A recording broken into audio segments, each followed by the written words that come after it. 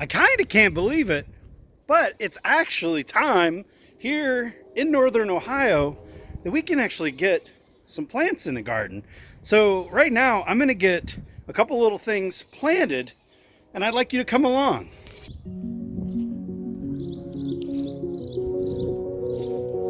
You soaking up the sun, buddy? Huh? Does it feel good?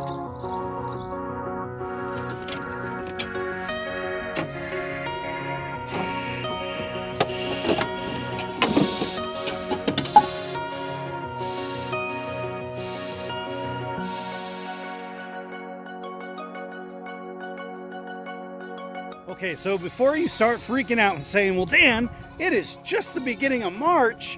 What are you doing? Well, here on our hidden acre, hey, today it's actually 51 degrees right now, sun shining, goats are making a lot of noise, but I tell you what, it's actually a great opportunity to get a lot of cold crops in. We actually have quite a bit of cold crops that we love to eat here, and we're so ready to stop paying for them at a store and start growing our own. So we're going to do that. Let's get some of the dirt kind of fixed and kind of cleaned up and ready, and then we're going to get some soil going. Okay, first things we got to do is we've got to figure out which of these beds we're going to start with right now. We're going to be adding some more beds here soon, but right now I've got some amendments down, everything kind of going and growing, but I want to pick where I'm going to put the plants that we're going to get into the ground today.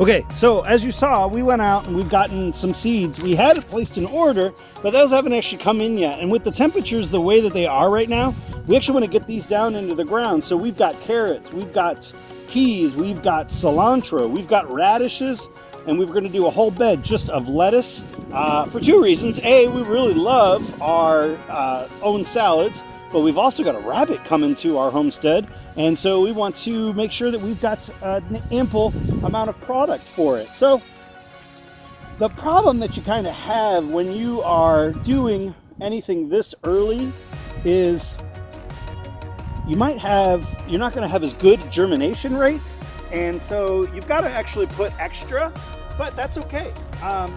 We're okay with that. The way that we do our gardening is just that, and if we're going to waste a couple seeds just to be able to get a good harvest, I tell you what, it's going to be worth it. So I'm going to kind of prepare the bed here. I've already mixed in some top stuff, some top compost that we've been doing from our chickens. As you can see, there's some straw in here. And then I'm just going to make some rows for myself to make it easier to plant.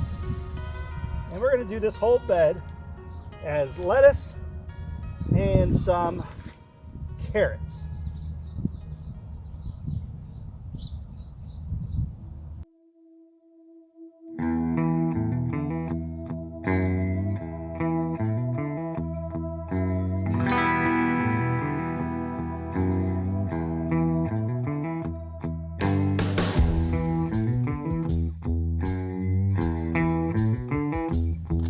Oh, let's put some spinach in here too.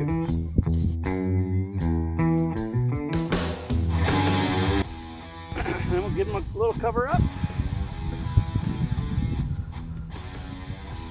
Now, the good thing is our soil is actually already a little damp because it was a compost, so there's that there. Plus, we actually had a frost last night, so it kind of left a little bit of moisture behind.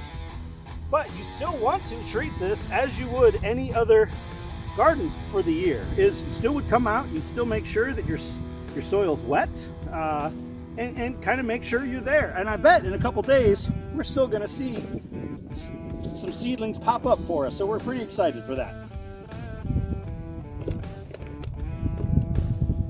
Now over in this bed, we want to get some radishes down and some cilantro. We've also got two types of carrots that we're going to get down into the ground.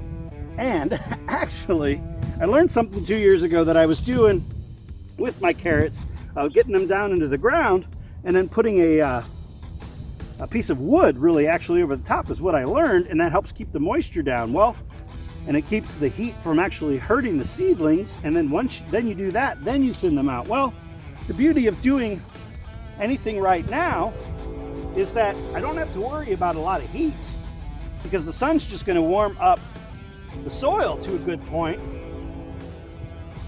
and then it's going to hold itself moisture because it's not getting too hot. So I'm not going to do my trick of putting any board over top of these 2 rows of carrots.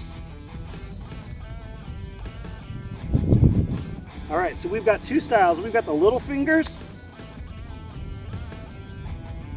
and once again, we're just going to be a little extra generous. And we'll come back and we will work those out. And then we've got the Danvers half longs here, of course.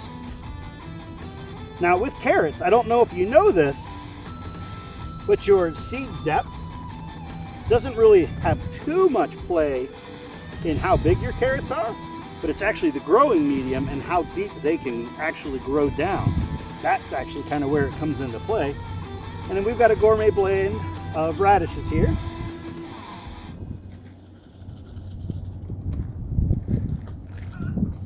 And we love our cilantro, especially for Taco Tuesdays.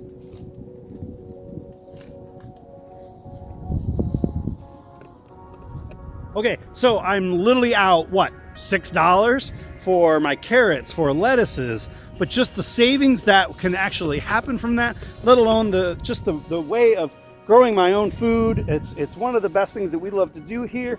We come out and snip it and then go back in. The only last thing I'm going to do, I'm going to get some peas in the ground, but that's kind of really it. So that's kind of, where you're at. Watch your zones, but check out your cold crops, lettuces. Beets are another one that you could actually get into the ground now. We don't really do too much beets around here. We actually ended up giving our beets away last year. But we can actually, we're going to get some peas down. But that's it, folks. Just get out there, grow something, try something new. It actually is seed starting season, and we're going to be doing that here in the next few days as well. But I tell you what, from our hidden acre to you, thank you for watching. God bless. And we'll follow up with this, hopefully. I'm going to try to get better on making videos for everybody. There's so many things going on right now that I've got my time management has just got to do a little differently. So from our hidden acre to you, thank you. God bless. Have a great day.